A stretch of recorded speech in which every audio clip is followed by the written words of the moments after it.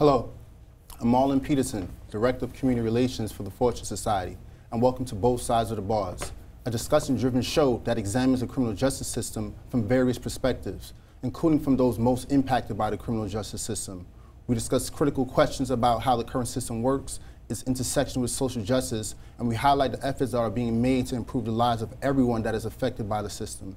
We ask you, the viewer, to spread the word about Both Sides of the Bars and to share your comments with us on Twitter at The Fortune Society.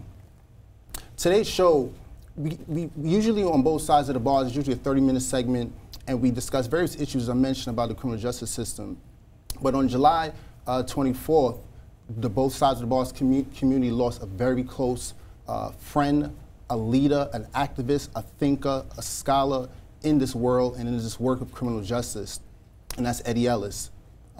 And today we decided we needed to extend the show by a half an hour to have an hour to talk about the work, his legacy of the work he's done while he was incarcerated, which he spent 25 years, and post-incarceration for the tremendous amount of work he's done in so many years, but also with the lives of folks that he's impacted. Today we have a distinguished panel today of guests today, of folks who have spent time inside the prison with Eddie Ellis, folks who have done some of the work with him out here in the community around the realm of criminal justice. I want to thank our panelists today. First, we have Larry Lukman White, who spent time with Eddie inside, but is also an activist in his own right. Lukman does a lot of work with folks who are lifers and long-termers. Thank you for coming to our show, Larry White. Thank you so much. We have Stanley Richards, who's a VP at the Fortune Society, who's done work within the criminal justice system for about 25 years and started similar inside working within the pre-release center during your time inside of prison. So thank you for joining our show. Thank you for having me. We have Dr. Devon Pryor, who's the Executive Director of the New Leadership Center for New Leadership on Urban Solutions, who was actually at the bedside of Eddie Ellis before he passed, but has done tremendous work and a lot of work with Eddie, right alongside Eddie since Eddie's release from incarceration. It has some work that he intends to do to continue the legacy of Eddie. So thank you for joining our show. Thank you for having me. Chino Harden, when we spoke about the legacy of Eddie Ellis, I was interested that we have folks, from different generations, and to see Chino here, who's also been impacted by Eddie, but is also doing the same work around criminal justice, around policy, around youth development. It's good that you're also on our show today, and thank you for being with us. Thank you. So as I mentioned, July 24th, Eddie Ellis passed, and I usually don't read entire bios, but for the sake of our audience, I kind of just want to read about Eddie Ellis and the work that he's done. But we also have some of the first-hand primary resources of folks here who can sort of speak to his legacy and the work that he's doing and how he's sort of immortalized through us. So Eddie Ellis is the founder and president of the Center for New Leadership and Urban Solutions, independent research training and advocacy center, formerly at Medgar College, where he's an adjunct instructor. He's also, under his, the Center developed several innovative projects: the Institute for Juvenile Justice Reform and Alternatives, the Full Employment Opportunities Campaign, the New Leadership Training Institute, the New Urban Marshall Plan, the Criminal Justice Practitioner Training Program, and Project Renew. In the 1990s, he served on the Drug Policy Task Force of the New York County Trial Lawyers Association and the National Criminal Justice Commission. In 2002, he became the host and executive producer of On the Count, the Prison and Criminal Justice Report, a weekly public affairs program that was broadcasted, or that is broadcasted on WBAI 99.5 FM. He's also served on Governor Eliot Spitzer's transition team. He was a consultant on the justice policy issues for the domestic policy advisor to President George Bush, as well as for the Vera Institute, Council of State Governments, National Black Caucus of State Legislatures, New York Black, Puerto Rican, and Hispanic Legislative Caucus, and the Soros Foundation's Open Society Criminal Justice Initiative. That is a mouthful. But more important, I think something that's left out of his legacy, the fact that he was also somebody who was a Black Panther prior to his incarceration, that speaks to the motivation and the drive and where he sort of got his grounding for the work that he's done, but also in many ways how he was sort of targeted and ended up spending 25 years of his life in prison.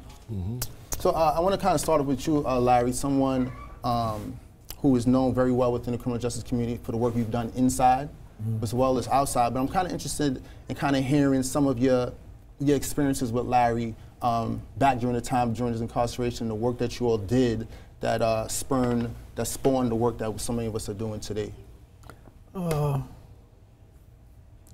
Really, I started the work I was doing in prison at Auburn Correctional Facility, and that was back in 1955.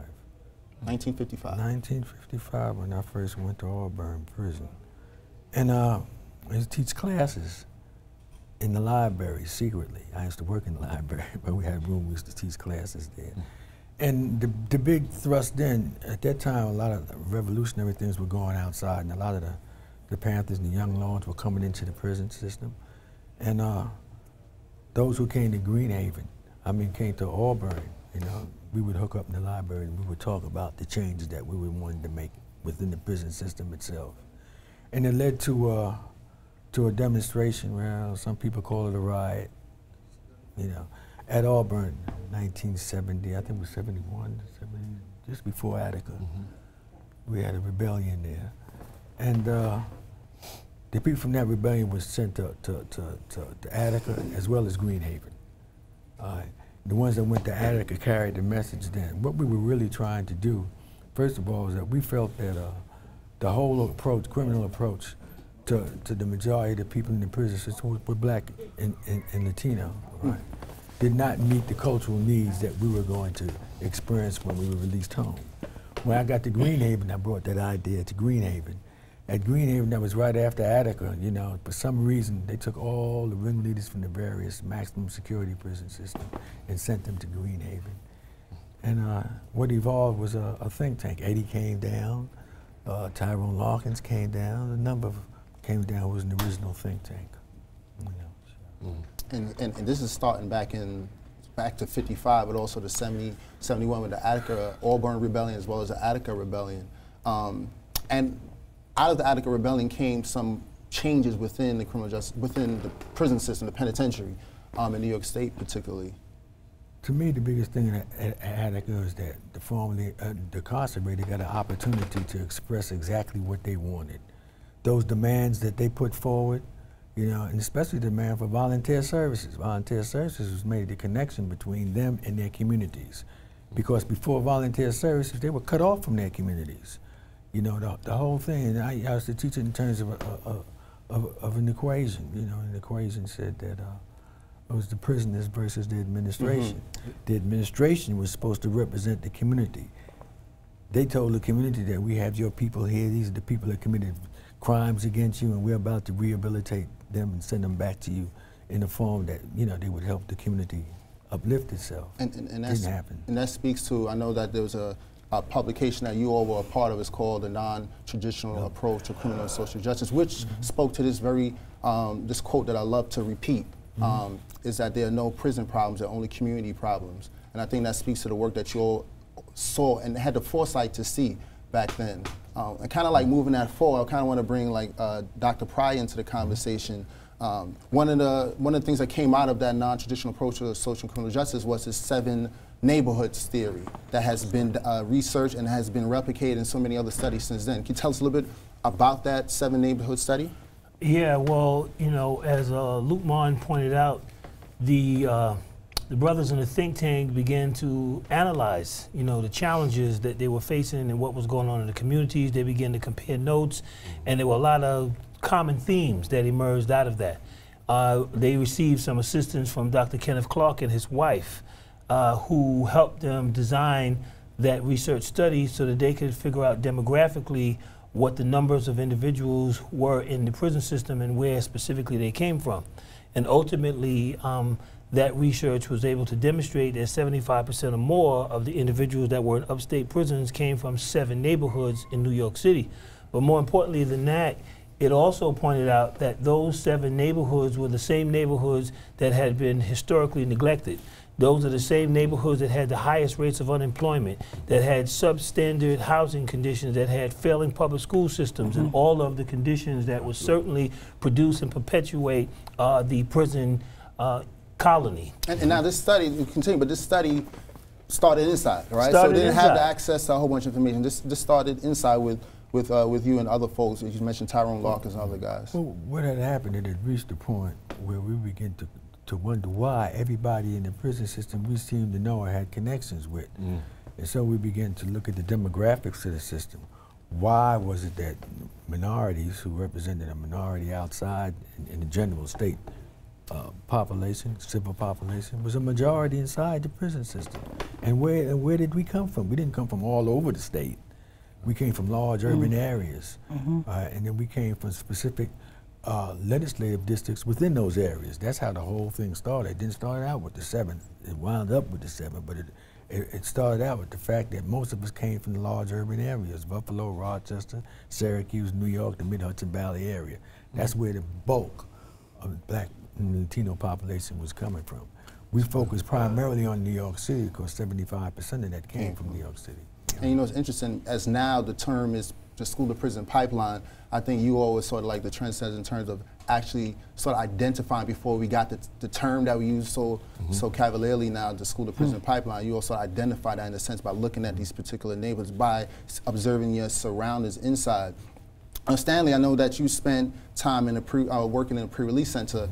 Interesting enough, I think one of the sort of byproducts of the work that you all did, Eddie and the think tank and Larry, was that you created the pre-release center inside where guys can sort of, and women could sort of prepare each other for their release into the community. And I know you worked in the pre-release center. Absolutely. I mean, I stand on the shoulders of Eddie and Lukman and others like him because I benefited from the Attica situation, from the think tank, and all the advocacy that folks on the inside were doing about what's needed in order to really provide people with an opportunity to rebuild their lives. So I had an opportunity to work in a pre-release center, which meant I had resources. I understood what resources were available out in the community. I was able to go take advantage of the college program and graduated from the college program, which really laid the foundation for me. Which college program? Because now we have an issue with colleges. I went to Medaya College, and that was one of the colleges where I got my degree, and that really started opening up doors for me, because before that, I've seen my pathway as always going in and out of prison and sort of learned how to live in that world and was accepting of that. But it wasn't until I went to school and I started getting some obtaining my degree and going to get my GED that I started realizing that life didn't have to be that way. But that was all made possible by guys like Lukman and Eddie and Divine and others who said, look, prison is not going to be a warehouse for Black men and Latino men. That's just not acceptable, and we got to do something about it. And fortunately, the state responded, but we ran into times where they took that away as well. So now, so we're speaking about something that started in, let's say 55 with Lukman and some other folks, moving forward into the 70s with Eddie, and now we have Chino Harden. So Chino, as I mentioned outside, you've done work in youth development, I know you work with gang intervention, and you also work with the New Leadership Policy Group, New Leadership Policy Group. So we're talking about 40, 50 years in terms of work that is now down to you as a younger person. So I'm kind of interested in, how did you get involved with the New Leadership Policy Group and with Eddie and Divine? I was lucky enough to be introduced to folks fresh out of jail off of Rikers Island. I think I was about 20 years old at the time, so this is, 14 years ago, so to speak. So I started out as an intern. I went from an intern to part-time, working specifically around the No More Youth Jails campaign, which was pulling $64.6 million out of the capital budget for the expansion of 2 juvenile facilities in New York City, Crossroads and Horizons. Worked on that campaign. We actually won that campaign. We got $53 million pulled out of the capital budget, so we stopped the expansion of both of those juvenile facilities.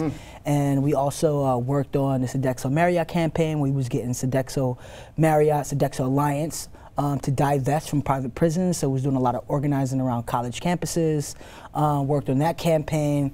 And so I went from part-time to full-time, and now I'm the field coordinator, and I've been here for the last 14 years. And fortunately enough, Eddie was such a great leader that now that he has transitioned, we're not scrambling for leadership, because he was able to foresee that putting leadership in place is one of the marks of a good leader. One of the criticisms of some folks may have, even the civil rights movement, was that some of the folks back then, the staunch leaders, the most notable figures, didn't sort of prepare other folks to do the same work that they were doing, just on a high level. That is one of the criticisms of it. And I think kind of seeing all these folks here, you all particularly, but myself, even by seeing Eddie's work and his legacy, kind of like he was ready, preparing for that moment. Particularly Devon, Dr. Pryor, I should say, Dr. Pryor, got to make sure I put that out there. I'm kind of interested in, like, how did you meet Eddie? How did that happen? Because you're the person that played a big role in, well, you're one of his closest friends. Probably even consider him family. So I'm kind of interested, how did you meet Eddie? Well, I kind of met him before I met him. You know, Eddie was almost like a legend. You know, for those of us who were in college programs and who were involved in various different organizations in the prison, you would hear, about the non-traditional approach. You know, you would hear about, Eddie Ellis. You would hear about Larry White. I mean, their names were moving throughout the system. So, the impact of their work already, was at the forefront of our consciousness. But I actually physically met Eddie, must have been around 1993-ish. We were speaking at Columbia University on the panel, and I didn't realize that he was on the panel until the person who was moderating started, introducing the panelists. And then when I heard about that, I looked down the panel and I saw him, and I said, "Oh wow!" I sent him a signal. I want to talk to you. You heard the voice? Yeah, and of course, when the panel was over, I approached him, and I was almost, he was like a celebrity, so I was really honored to meet him. And then we just started talking, and we exchanged information, and then we kind of met a few times. He invited me down to the Neighborhood Defender organization where he was working at the time, but he told me that he was leaving there soon because he was about to start his own organization, which was the Community Justice Center. And I remember helping him move boxes and everything in there, and from that point on, we just clicked, and we started working on numerous projects. I remember even when, my wife would say we were going through midlife crisis, we were working on... You and Eddie together? Or? Eddie and I together, she said, yeah, because we were working on an album. We Remember Attica was the title of the album. We actually opened up a studio up in Washington Heights. We purchased a lot of equipment, and we were working with artists to talk about their experience in the prison system, and put it into a musical format, which to this day I still have the DAT. They don't even use DATs anymore, but I still have the music on I don't DAT. know what that is, I'm sorry. And yeah, it's too much to get into now, but what I will say is that from that experience, we started thinking of more and more ideas, and that's when he, woke me up at 3 o'clock in the morning and had this brilliant idea, and that is, he said, we have to have an organization that we run. We need to create an institution that begins to have a major impact, not only locally, regionally, but nationally. We need to develop a route straight from here right to the policy table. We need to create a pathway, a voice, for the voiceless, because at that time, formerly incarcerated people had no voice. It was unheard of for formerly incarcerated people to be sitting down with the president's policy advisor. It was unheard of for formerly incarcerated people to be running million-dollar organizations. It was unheard of for formerly incarcerated people to be providing consultation to judges and prosecutors and defense attorneys. And it wasn't until Eddie said, you know what, we have to step up our game, and we need to be in the public policy arena where the decisions are being made. And that was the birth of the New Leadership Policy Group, which then morphed into what is now the Center for New Leadership on Urban Solutions. Powerful story. I know somebody who was also formerly incarcerated myself.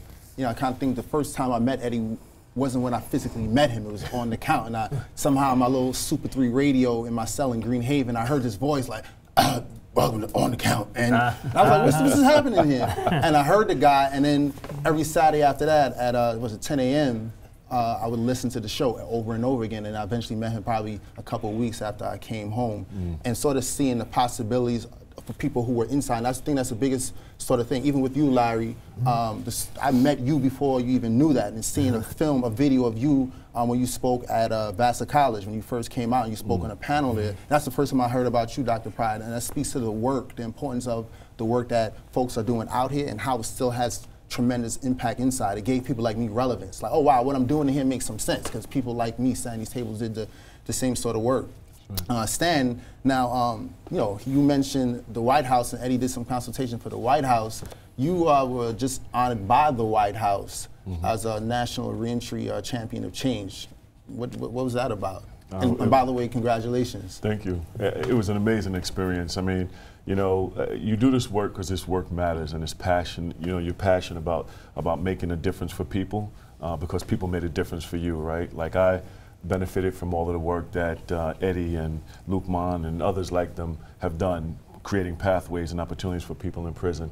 And it was just an honor to be recognized by my colleagues, first of all, to nominate me, to think that my work that I do every day is significant enough in the big picture to nominate me. So that was pretty amazing, you know, to be nominated.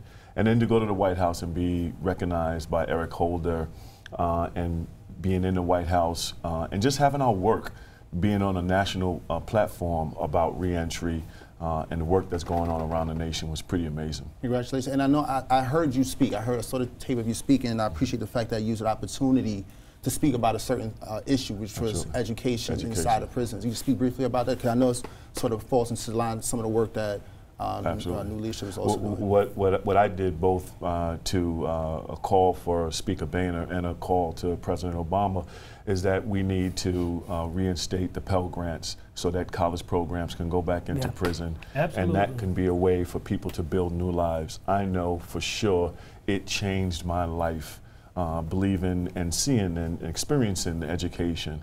And if we're really talking about making safer communities, building healthier communities, building economic pathways, that's one way of doing it. We ought to be working further upstream and not be putting so many people in the prison system.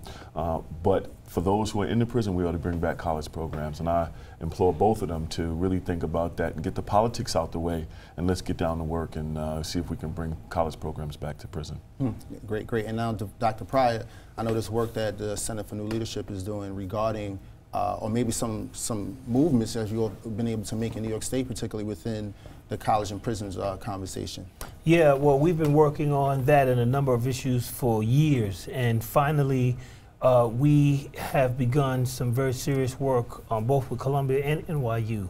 Columbia around a public health approach to violence and crime, and developing a methodology and approach to begin to address that and look at crime and violence as symptomatic of a much deeper issue, the trauma that individuals have experienced intergenerationally, and how those events have coincided with the expansion of laws that have focused on particular communities, black and brown communities specifically, and how the mass incarceration movement all coincide with those events and what we call those symptoms.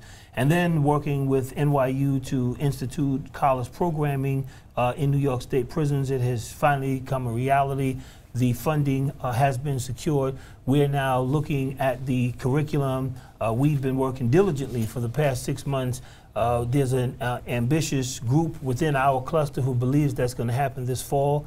I'm a little more pragmatic. I'm believing it's probably going to be spring 2015. But hey, I would prefer to be wrong in this instance. I do know that we're working very hard to institute college program, and I think that sometime when you do this work, you have to do the work first and get the financing or the resources second, and certainly the recognition, which you may never get. But we don't do this work for recognition. That's the one thing that Eddie said to me. This is not about getting your name in lights. You know, much of what we did, and I'm going to tell you that, I always was on Eddie about this. He absolutely refused to claim credit for anything. There are so many different things that he created, that he established, that he built out here, that he refused to put his name to. He said, it ain't about that. Just get the work done. And that's what he would do. He never wanted any recognition, any limelight. He was just one of the most humble persons. I could only hope to develop a third of the humility that he has in terms of his passion for the work.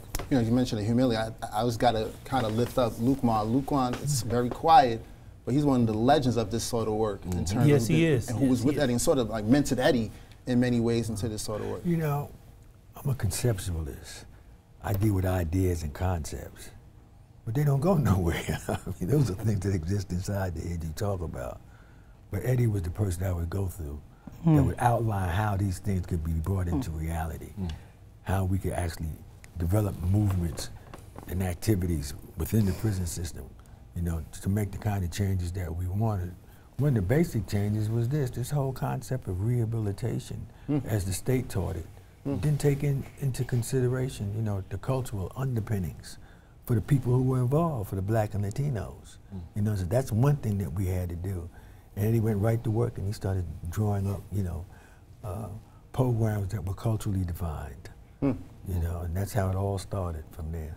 Now, I wanna show a clip from a piece that I think was on the Center for New Leadership website that speaks to some of the work or the impact of Eddie's work, but spoken through somebody else. I don't know if they're ready for the clip to show right now.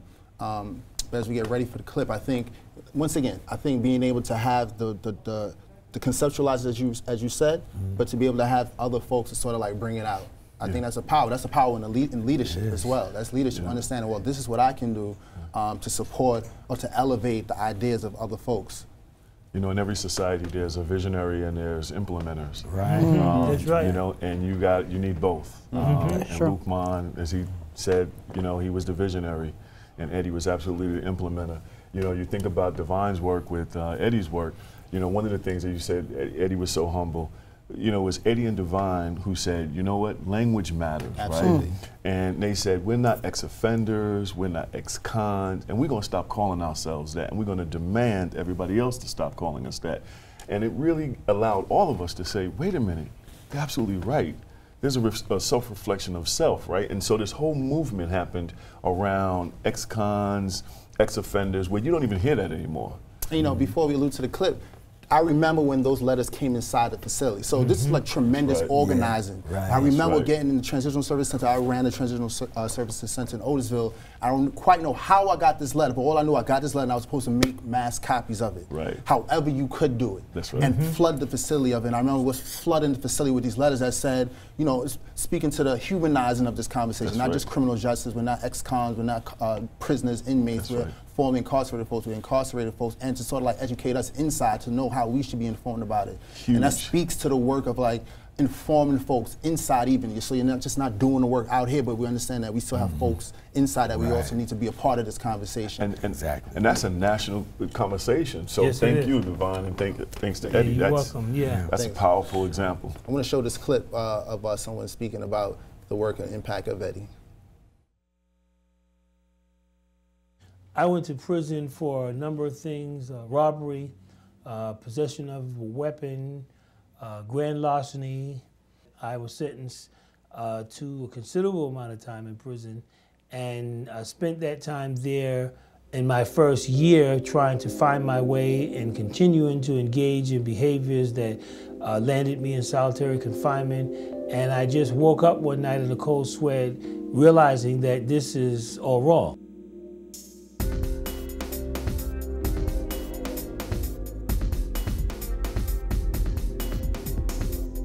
The Center for New Leadership is the first and only academic public policy think tank, advocacy organization in the United States whose primary staff are comprised of formerly incarcerated academic professionals. I did go to prison and jail, and I started getting arrested at the age of 13. It was for an assault. The prison system, in my opinion, as it's operating right now in 2011, is a system that disenfranchises people and is used as a mode of social control and capital gain. I would say the key concepts that are and should be associated with the criminal justice system are what we call public safety, accountability, and I would also say rehabilitation and reconciliation. What we've been able to do is develop a methodology that allows us to take a much more holistic approach to both criminal justice and social justice simultaneously. Over 70% the people locked up in upstate prisons come from 7 to 10 neighborhoods in New York City. What if we call for a 5-year moratorium on prison construction and reallocate those funds to the 7 to 10 neighborhoods where the vast majority of the people who are currently incarcerated come from? What that really did, it really began to put prison issue, cast it as a social justice issue. The environment that exists today does not exist in a vacuum. That it came as an evolutionary process of a particular way of thinking and a particular way of viewing the world that has now become a part of all of the institutions in America. When we think about justice, sometimes your starting point is criminal. And if your starting point is criminal, then you can never really achieve societal and human justice. Thanks for showing that piece. Now we got to see a bit of Eddie speaking. We got to see, I was Dr. Pryor and Chino speaking about the criminal justice system and its effects. So one of the things that I know the conversation when we speak about criminal justice system and people who are doing this work of educating people, I know within the Center for New Leadership particularly, we wanted to take a role in terms of policy and advocacy versus, but instead of doing work around doing a service provider work. What was the sort of mindset behind that? Either Chino or... Let Chino take that. Chino can handle that. I think Doc kind of answered it earlier in terms of, you know, policy moves everything, right? So having young voices and young people be a part of these conversations in a meaningful way, mostly because these things are affecting them. We're the only ones that can kind of come up with the solutions to solve our problems. And I think you said it right, it's not versus, because we actually do service providing stuff at the Center for New Leadership, and not in that traditional way, which I think is on many levels more impactful, because we're not bogged down with bureaucracy to get things done for individuals who walk through our door that need things, whether it be housing, whether it be helping getting public assistance or getting your ID, or you know, going to school, or definitely getting you know, certificates of relief and disability after you come home from prison. So we're able to do kind of both those things. I just think the service, I like the way we do our service providing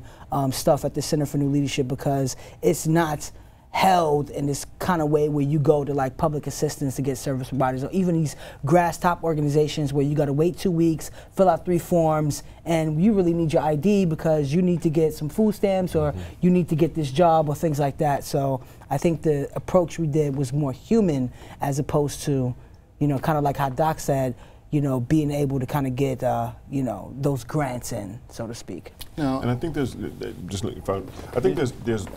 room for a range of responses. You know, one of my mentors, Nick Freudenberg, who's a distinguished professor at Hunter, said, you know, criminal justice, public health, it's a wicked problem, and wicked problems require there are multiple causes, and they require multiple responses. And I think there's a range of responses. At the Fortune Society, we both are a service provider. We see about 4,500 men and women every year. And we're an advocacy organization. We have the David Rothenberg Center for Public Policy, where we talk about the policy issues. We talk about why are we chewing up so many young Black and Latino men and women in the criminal justice system? Why do we have 75% of those who are in state prisons coming from 7 communities who are the poorest communities, highest crime rate? You name it, it's there. So there's an opportunity for us to both criticize and advocate and bring to light some of the policy issues that impact the lives of men and women incarcerated, but also being a service provider. And so I think there's a range of responses that that we all need to be thinking about, because this is a pretty wicked problem. Larry, did you foresee this in terms of when you all were part of the think tank 40 years ago? 40 years ago, the service provider component as well as a policy component in terms of overhauling the criminal justice system, is that something you think you all foresaw back then?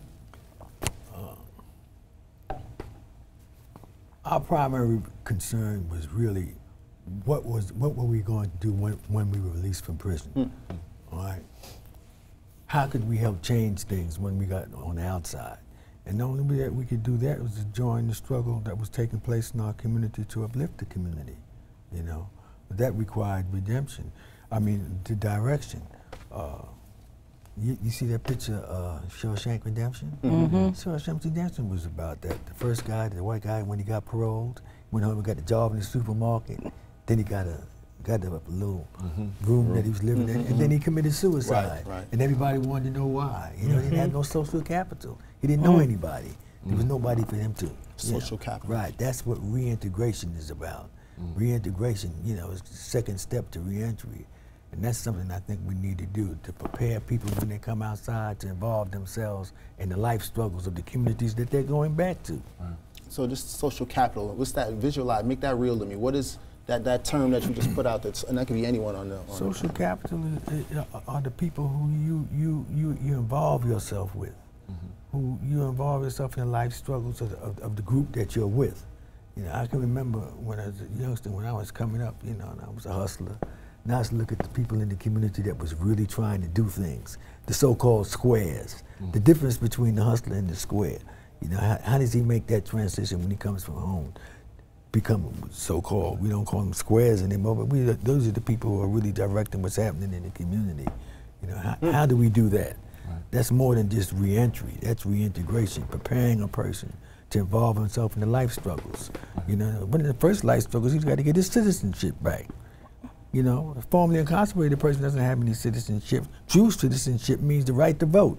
That's power. You know, those are the kind of things we need to get back.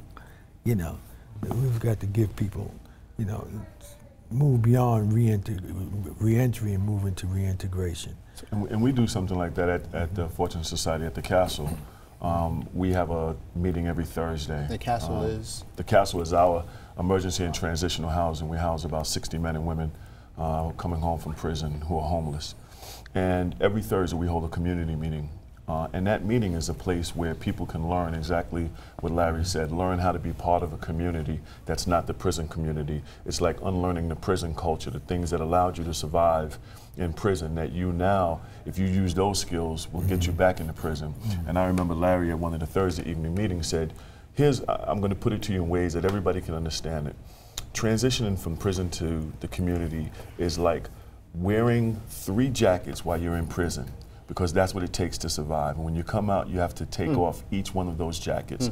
And every Thursday, we provide the community that opportunity to take off one of those jackets so that they could reintegrate, they could be part of the community and build kind of safety and connections that transcend reentry.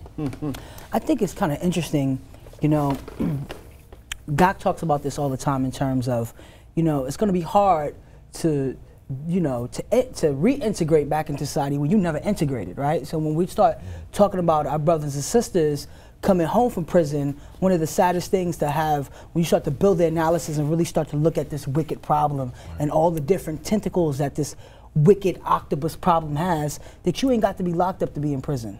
And so many of our brothers and sisters go through this kind of struggle, right? So building that so-called social capital is being able to feed yourself, not hurt anybody in that process, but do it without money, right? So it's like taking our places where we live from neighborhoods and turning them to real communities, right? This is why when you do this kind of like social work, and it really is social work. It's not just prison work. It's not just social service. It's human work. When you do this human work, you're not just concentrating on the brothers and sisters on the inside or just the brothers and sisters who are supposed to come back out. You're concentrating on almost like, look at it as a body as a whole. The whole body's afflicted. The whole community's afflicted. Whether you've been locked up or haven't been locked up, you are affected by this in some shape, form, or fashion. How it plays out, it's a lot of different things in there, and individual perspective and individual situations, but it's stemming from the same wicked illness that's affecting our people. And when I say our people,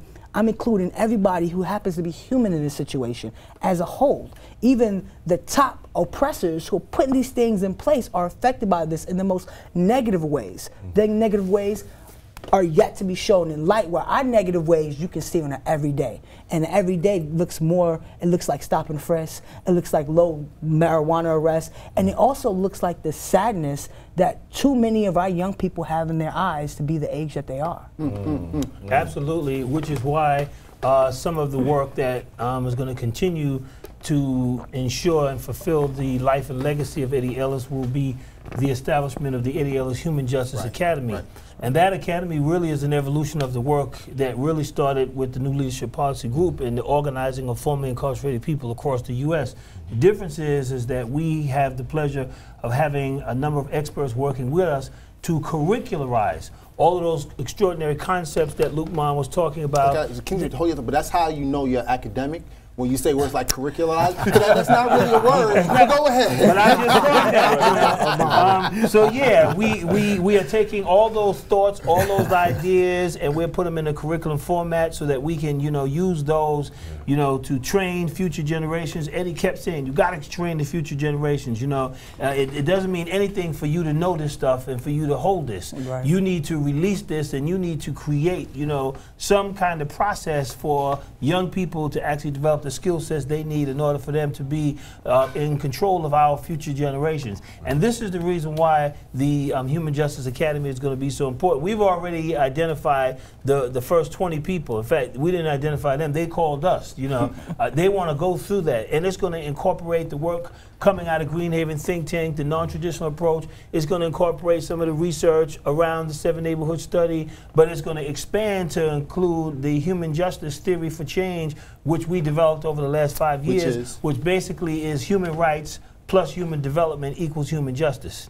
Human rights is established internationally and globally. People understand what they are, but the average person, if you ask them, what are your human rights, they really don't know. So we really have to start with a comprehensive public campaign, education campaign, to let folks know what your rights are. You can't say to someone, oh, well, you're violating my rights. Well, you really don't know what your rights are. So you have to know what they are first, and then those rights have to be protected, those rights have to be cultivated, and those rights have to be respected. Once that happens, then those rights can be exercised. And when you exercise that right, you're in the human development phase. That means now you're able to fulfill those human rights unrestricted, unhindered, and you begin to realize your fullest potential. This is when you see humanity begin to expand, begin to grow, and we begin to realize things that we never even thought of. And that's when human justice becomes a possibility. So it's not just enough for us to speak against something, but we have to speak for something.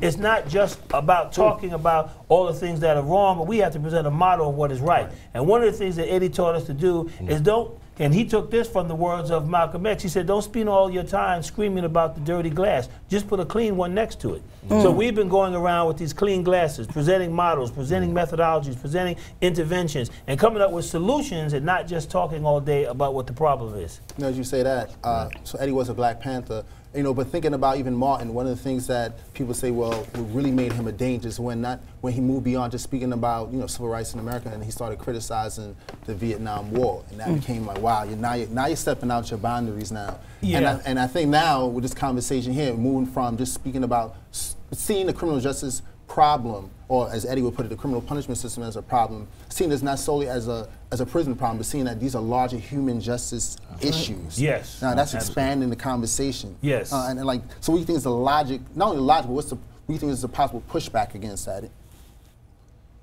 Well, I think, you know, anytime you have a conversation around that involves a subset of the larger population, you're going to have those that advocate for the status quo to be, because there's some benefit from that, and Chino talked about that. And you're going to have those who are oppressed and those who are embedded in the system really talking about changing. And so I think the pushback is going to be, it's in the sort of structure of the conversation. But what I love most about this approach really is about, it's not about criminal justice, it's not about economic justice, it's about human justice. And that's the piece that brings all sides together, at least to the table to start the conversation. Absolutely. You know, it's almost like, is it a criminal justice, is it a public health, is it a social work problem? It's all of those things, right? And so this approach really allows everybody to come to the table. I'm kind of curious, as in the current events, particularly around in America, around policing, particularly with recent events of Eric Garner in Staten Island, Mike Brown in Missouri, and there's 2 women in Brownsville, Brooklyn. There's a lady in LA who was, they had a videotape of her being pummeled by a highway patrol officer. Is that something you think, Eddie, would envision this sort of work also addressing larger conversations around even police brutality, or police practices, I should better say? Well, I'll tell you that the last book that Eddie was reading, I actually have in my bag with me, and it was entitled Police Encounters. He was getting ready. Yeah, he was already preparing. We had done about 4 or 5 years ago, we did training at John Jay College in the NYPD certificate program. Eddie and I did it 3 consecutive years, 2008, 2009, 2010. And for an entire weekend, we had both rookie and veteran police officers in a classroom, those who didn't walk out. for 2.5 days, and we really dealt with, you know, police encounters and issues. And one of the things that we found interesting is that the average police officer could not understand the anger and hostility that was targeted towards them coming from black and brown communities. They didn't feel that it was justified. They thought that, you know, black and brown people just were anti-police. And I said, that's absolutely untrue. All of us want public safety. All of us want our communities to be healthy and for our children to be able to go to school and not be affected by drugs and, you know, wanton violence. I said that the problem is with police encounters in our community is that they have been about enforcing laws that we don't see as just. Martin Luther King said an unjust law is no law at all. And that law enforcement agencies, going all the way back to the night riders who would ensure that slaves didn't escape from the plantation, were the very first police patrols. And since that time, they have been enforcing laws that have always been oppressive to black and brown communities. And so they can't just think that this happened in a vacuum, that hostility and that anger towards them has a historical and an evolutionary impact that has yet to be addressed. Not to talk about all the racial implications, we're not going to talk about the class implications, and we're not even going to talk about the fact that policing does not happen the same in all communities. Right. That depending on what community you're in and depending on what the social economic status is, policing is done differently. And this is a fact, and these are some of the things that were troubling Eddie and was concerning him, which is why right on the side of where he was sleeping was the book Police Encounters. That's the first thing I picked up and put under my arm, because I knew that if that's the last thing he was reading, then obviously this must be important. And so I'm committed now to see to it that whatever thoughts were in his head, which I have no idea what they were, I can only imagine that I will fulfill them. You know, interesting, as Lukman, you were speaking about, you know, some of the work that was going on while you were inside, but the work that was going on outside in terms of the radical and revolutionary work that folks were being active in the community while you were in prison back in the 50s and 60s. And kind of move that forward to like Chino. I think what we're talking about is politicizing folks who may not consider themselves worthy or necessary to the conversation. Absolutely. And your background, you can speak a little bit about your background, Chino, 'cause I think you're somebody who's definitely evident of the work, but also being politicizing your own experiences. Right. You know, I've had the unique pleasure of, you know, while at the Center for New Leadership, obtaining my GED, but being able to go to places of higher learning in the truest sense of the form, because my education has been 14 years strong. Everywhere from being a part of different movements across the country to being able to leave this country and go to Nigeria for the International Conference on Penal Abolition, from all the different mentors and elders who didn't just allow me to stand on their shoulders, but allow me to heal in the warmth of their heart, so to speak, right? So I say that to say that, like, it's more than just politicizing.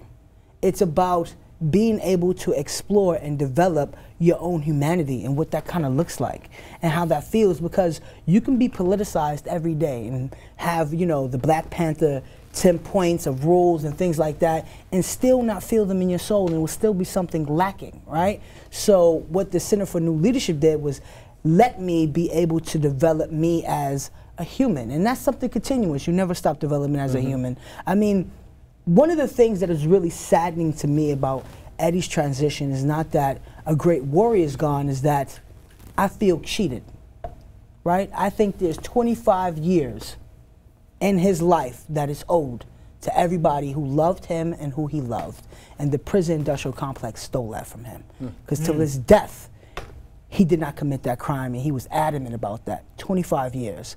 And I think why Eddie worked so tirelessly, no matter how bad he was feeling, when he could not speak, when his hip hurt, is because he did not want 25 years to be taken from anybody else.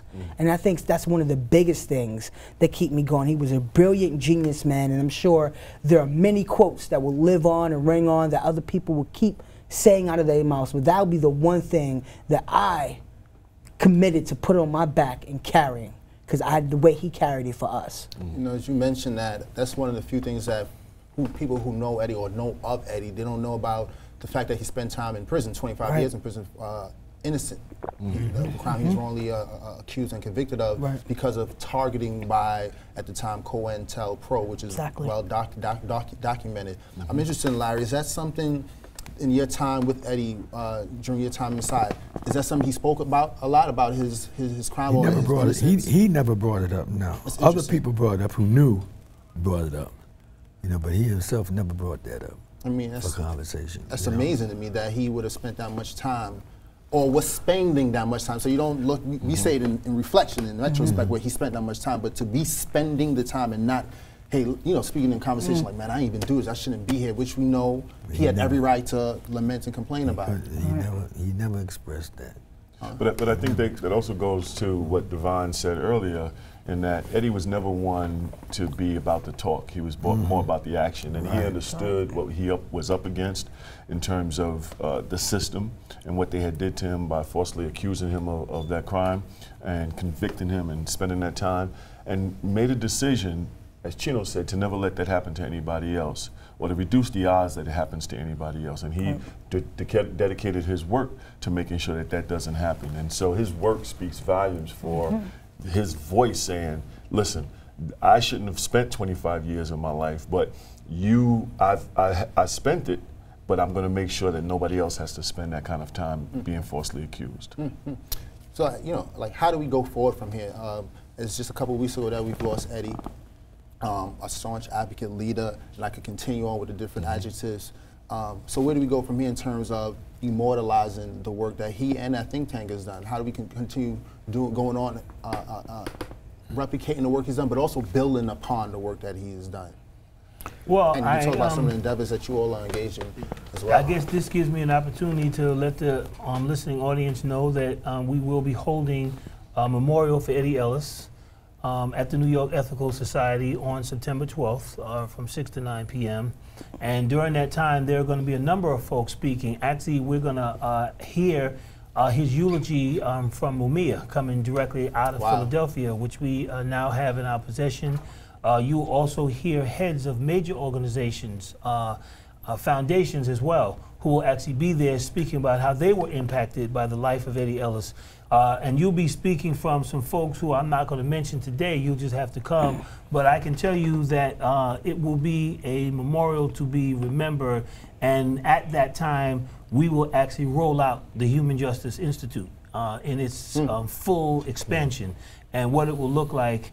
And I think that is when we will get an opportunity to talk about how we operationalize a legacy and how we ensure that the work that he is doing and has done is not in vain. See, I know that Eddie will still be talking in my ear. There's no question. You got to realize that 20-something years, you don't spend 20-something years with somebody and they make a transition, then they're gone. I can still hear his voice clear in my ear, and I know as soon as I'm moving in a direction that he's not agreeing with, he goes, you need to straighten that out. I already know that already, you know, so I'm just, you know, feeling good, knowing that, you know, he's one of the angels up there looking down at me, and he's going to continue to guide and direct me. It was an honor to have that kind of time, you know, with him, the many plane rides, the many bus rides, the many debates, you know, the many back and forth that we went through, you know, putting things together. But one of the things, as has already been pointed out, he was about putting things, documenting it, and putting it in writing, because once you write something, it takes on a life of its own. You know, it becomes immortal just in the writing. And so I have to, you know, thank Eddie for allowing me to travel that journey with him. We're going to miss him, but Eddie is not far from us. Trust me, he's still looking down. I think it's a fitting way. Any sort of like closing words, sort of like regarding Eddie? Absolutely. You know, you talk about his legacy at his funeral services. When I got there, it was hundreds and hundreds of people. Oh, yeah. You know, people I haven't seen since we was up north together in prison. But the power in that room, it was so amazing. At that point, I said, Eddie's legacy is live and well, because there were people who were impacted by Eddie's work. There were people who were committed to carrying Eddie's work on. There were people from government. There was people from nonprofit. There was people. The diversity of who was in the room was a real testament that this work will continue, and Eddie's legacy is alive and well. Chino? I just want to do this work continuously moving forward from my heart and my soul. Never will I move from a place of no integrity. I will keep my integrity intact no matter how the funding stream goes, no matter what the politician says, no matter the cost. I will keep my integrity intact and moving forward. And now, Larry, I want to give you the last word in terms of speaking some words to Eddie. But I think the three of us, and four of us, excuse me, myself, Stanley, Dr. Pryor, Chino, being able to speak to you in so many ways is speaking to that well, literally is speaking to that think tank, but speaking to Eddie in so many ways because you were a person with him, when inside of Green Haven, inside of Attica, in these spaces where you all had to actually live in some really terrible circumstances, and be able to sort of still come out of it and evolutionize and impact us, myself and so many of us today. I'd like to give you sort of like the last words in terms of speaking about Eddie. I think one of the greatest things that could be done is that everybody up here, it's been in prison, all of us out here have been involved in the struggle to uplift the well-being of our community, to do things that need to be done in our community. And these are the things that people inside are being taught to do. But we need a group that goes inside and lets them see and hear us directly. Yeah. They need to see, what their futures can be. Yes. By the success I of absolutely us. agree with you. Where's the success? I mean, we should be role models, man. We should be allowed to go into the prisons and present ourselves and tell them, this is what I did when I was in your shoes, this is what I did to be where I'm at now. That's right. So they're letting me go back into prison. I'm taking my program back into the prisons now. I can go into all maximum security prisons that have long-term people serving life without parole. And that's what I'm going to take back inside, right. What we have done and what we're doing outside. Some of the greatest things that are being done in this whole so-called criminal justice thing are being done by people who got their inside the prison system. That's right. I think that's true. I think that's an excellent the way. thing that Glenn is trying to do now, that's what needs to be done. And I think on that note, Larry, Sure. I think that's a perfect way to sort of conclude this conversation regarding remembering Eddie Ellis. Yeah. Of course, without a doubt, we want to sort of end up how he would end up on the count. Don't give in, don't give out, and don't give up. Stand tall in spite of it all, and stay on the count. Yes. Once again, thank you to our viewing audience. Thank you to our guest today for an amazing conversation, remembering Eddie Ellis. I think it's fitting that we close with some of his words regarding language that was done with a voiceover by Danny Glover. So once again, thank you for watching another episode of Both Sides of the Bars. You can tweet about it. You can find us on Facebook, The Fortune Society. And once again, thank you. At a time. This is thank you very much. Solidarity, love. Eddie Ellis, Eddie Ellis, Eddie Ellis, Eddie Ellis.